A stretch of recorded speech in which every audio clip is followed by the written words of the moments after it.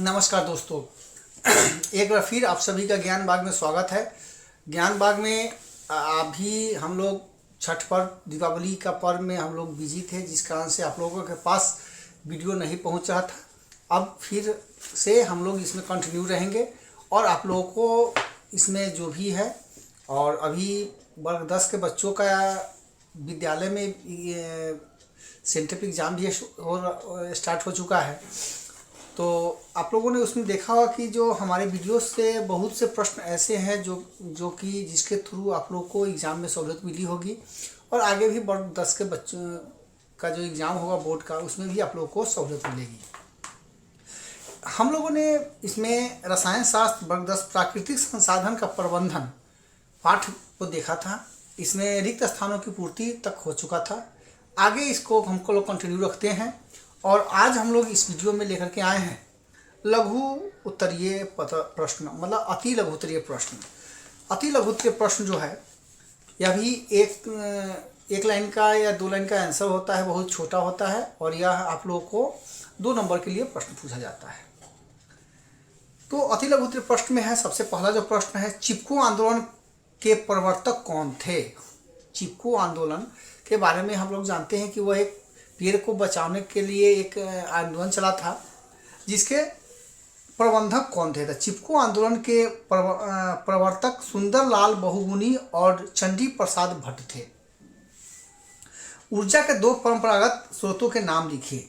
तो ऊर्जा के 2 परंपरागत स्रोत जो है कोयला और पेट्रोलियम है। ह्रास हुए भूमिगत जल को पुनः परिपूर्ण किससे होता है। ह्रास हुए भूमिगत जल का पुनः परिसरण वर्षा द्वारा ही संभव है। जहाँ पे पानी खत्म हो जाएगा वहाँ पे हम कितना भी पानी का व्यवस्था कर लें, वह वर्षा के द्वारा ही संभव हो सकता है। जैसे विगत वर्षों में दो वर्ष पहले बहुत से शहरों में पानी के लिए किल्लत हो गया था। जिनके पास भी चापाकल या छोटा मशीन था, उससे पानी नहीं आ रहा था, तो उन्होंने सभी लोग पानी के लिए तरस गए हुए थे। और अभी जो 2 साल से बारिश हो रही है, उसके बाद सभी का लेयर ऊपर आ चुका है। जल उपलब्धता में गिरावट के क्या कारण है। तो जल की उपलब्धता में कमी का मुख्य कारण है जल प्रबंधन का उचित व्यवस्था का अभाव। पृथ्वी पर ग्रीन हाउस प्रभाव डालने वाले सबसे प्रमुख वायुमंडलीय गैस कौन सी है। पृथ्वी पर ग्रीन हाउस प्रभाव डालने वाले सबसे प्रमुख वायुमंडलीय गैस कार्बन डाइऑक्साइड, जिसको CO2 के नाम से जाना जाता है। पुनर्चलन के एक लाभ बताइए। नम कचरों को पुनर्चलन कर कंपोस्ट बनाते हैं, जिसे जैविक खादों के। तो इससे क्या होता है, जो भी कचरा हम लोग के घर में है उसको अगर उसे खाद का रूप दे दिया जाता है, जो कि खेती करने में बहुत ही सहायक होती है। कोयला तथा पेट्रोलियम के संरक्षण के लिए हमें क्या करना चाहिए। कोयला तथा पेट्रोलियम के संरक्षण के लिए हमें उनका विवेकपूर्ण ढंग से उपयोग करना चाहिए। विवेकपूर्ण ढंग से कहने का सेंस है कि उसका मिसयूज नहीं करना है। जितना यूज है उसी हिसाब से हम लोग उसका उपयोग करेंगे, और उनकी गुणवत्ता एवं उपलब्धता पर बनी रहे तथा विकास कार्य भी न रुक सके, साथ ही पर्यावरण को भी संतुलन बना रहे। ऊर्जा के 2 गैर परंपरागत स्रोतों के नाम बताइए। तो ऊर्जा के 2 गैर परंपरागत स्रोत क्या है। सौर ऊर्जा है और पवन चक्की है, जिसको पवन ऊर्जा बोलते हैं। चिपको आंदोलन का लक्ष्य क्या था। तो हम सभी जानते हैं कि चिपको आंदोलन का लक्ष्य क्या था कि पेड़ों को अधिक से अधिक संख्या में बचाया जाए। यह जो चिपको आंदोलन हुआ था, इसमें क्या किए थे, जितने भी आंदोलनकारी थे सभी लोग जब पेड़ कटने गया, सभी लोगों ने क्या किया था, पेड़ से चिपक गए थे। अब है भारत के 2 राष्ट्रीय उद्यानों के नाम बताइए। तो भारत के 2 राष्ट्रीय उद्यानों का नाम निम्न है। काजीरगंज राष्ट्रीय उद्यान और कान्हा नेशनल पार्क। 2 जीवाश्म ईंधनों के नाम बताइए। 2 जीवाश्म ईंधन भी वही है, कोयला और पेट्रोलियम। रसोई घर के नम कचरों को पुनर्चलन का क्या बनाया जाता है। तो कंपोस्ट बनाया जाता है।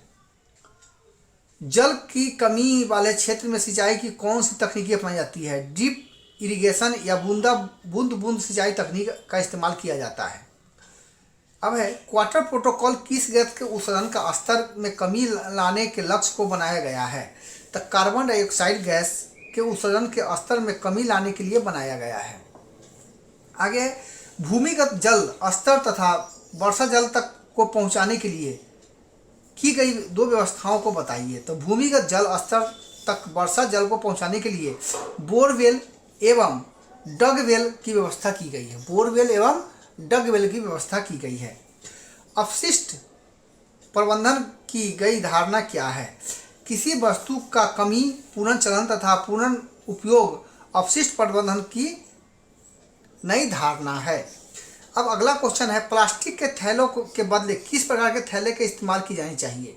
प्लास्टिक के थैले के बदले जूट या कपड़े के बने थैले का इस्तेमाल करना चाहिए, क्योंकि प्लास्टिक, हम सभी जानते हैं कि प्लास्टिक जो है वह कचरे के रूप में जब हम उसे यूज करते हैं तो वह कई एक सालों तक उसका नष्ट नहीं होता है, और यह जो जिससे हमारा जो भूमि है या वातावरण है वो भी प्रदूषित होता है। तो इन प्रदूषण को रोकने के लिए सरकार द्वारा भी समय समय पर इसका अभियान चलाया जाता है कि प्लास्टिक को बैन किया जाए, और उसके जगह पर जो थैली है वो जूट की हो, कपड़े की हो, या अभी भी पेपर का भी यूज किया जाता है। बहुत से कुरियर कंपनी जो है पहले प्लास्टिक का जो यूज करते थे, अब पेपर के थैले में ही आपको प्रोडक्ट आपके घर तक डिलीवर कराते हैं, और वो भी अच्छे खासा मजबूत होते हैं, जिससे कि आपका सामान कोई नष्ट नहीं होता है, और प्रदूषण को बचाने से ही हम लोग का जीवन बचेगा। तो आज के पाठ में हम लोग इतना ही रहने देते हैं।